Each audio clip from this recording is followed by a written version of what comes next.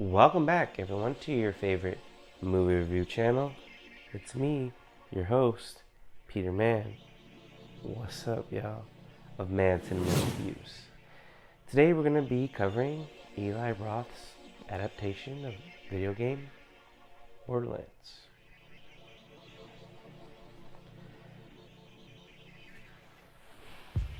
Yeah. Whew. It's hot in here.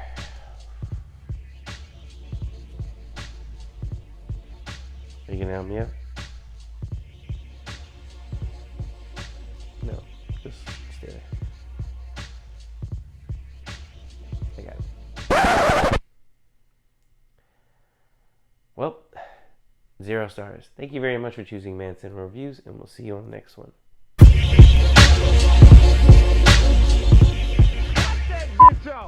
I mean, it's that bad. For real.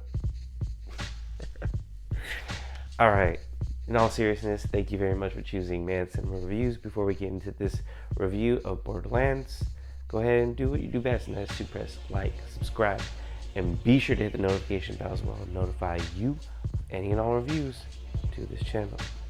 As always, thank you very much for choosing Mann Cinema Reviews.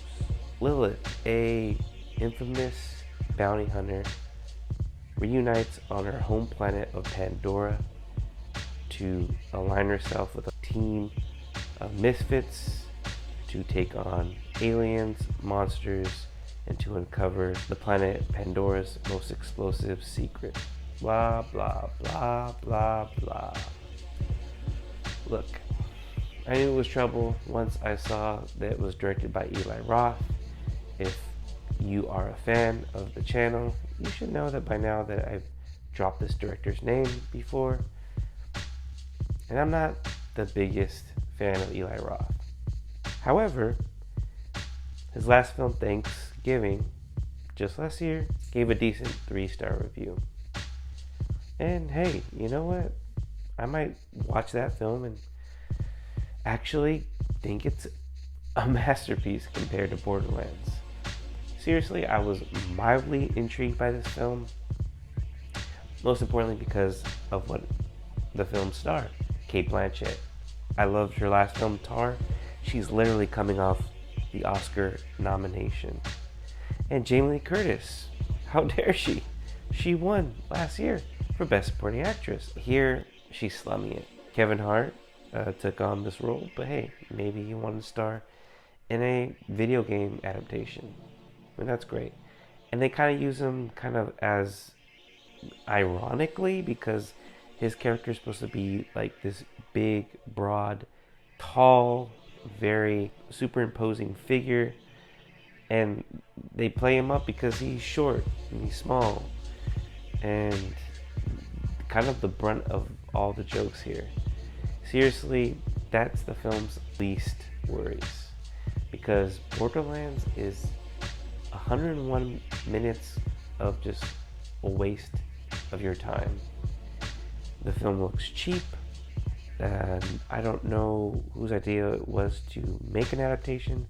This probably made more sense back in the early 2000s, maybe when the concept of it becoming a film made sense. But now we're in 2024, and Eli Roth decides to finally release this film. I know it dealt with reshoots.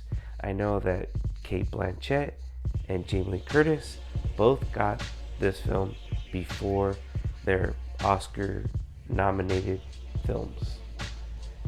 And I don't know why they have to make it look like they are following up these huge roles of their careers, because it puts a big blemish on their filmography. Look, I'm not saying they're terrible.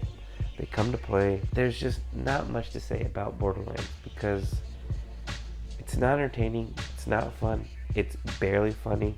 Jack Black shows up as Claptrap, this robot, and if you go to AMC, you can purchase him as a popcorn bucket, which actually would be a lot more entertaining to just use him at the theaters with his flashlight. I don't know.